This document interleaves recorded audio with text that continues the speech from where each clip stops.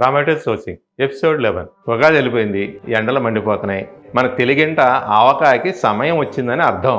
ఆవకాయలో మంచి మామిడికాయ సెలెక్ట్ చేసుకోవడం చాలా ఇంపార్టెంట్.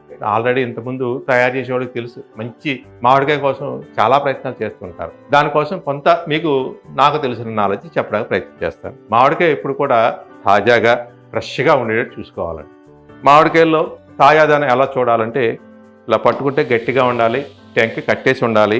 మీరు ఆవకాయ పట్టినప్పుడు అది డ్రై ల్యాండ్లో పండిన పంట అవుతేనే ఎక్కువ కాలం నిల్వ ఉంటుంది. గుర్తుపెట్టుకుని కాలువ పారే భూముల్లో పండే పంట ఇప్పుడు కూడా పచ్చడి తొందరగా ముక్క మెత్తబడిపోతుంది. అందుకంటే కొంతమంది మేము పట్టామండి తొందరగా బూజు పట్టేసింది, పాడైపోయింది, లేదంటే ముక్క మెత్తబడిపోయింది అంటారు. దానికి కారణం ఏంటంటే నీటి పారుదల సాఫీగా లేని ఏరియాలో పండే పంట అవుతేనే మనకి ఆవకాయకి చాలా అద్భుతంగా ఉంటుంది. మనకి చిన్న రసాలు కానీ, కొత్తపల్లి గబ్బరు కానీ, పండూరు మామిడి కానీ, పెద్ద రసాలు మాగాయకి చాలా బాగుంటుందండి. కొన్ని రకాలు మాత్రమే మనకి నిల్వ పచ్చడికి పనిచేస్తాయి. అన్ని మామిడికాయలు నిల్వ పచ్చడికి పనిచేయమండి. మనం చూసుకొని తీసుకోవాలి. మామిడికాయ తీసుకున్నది ఎప్పుడు కూడా చక్కగా తాజాగా ఉన్న మామిడికాయలు మాత్రమే మనం సెలెక్ట్ చేసి తీసుకోవాలి. మంచి ముడిసరికే మంచి ఆహారానికి పునాది.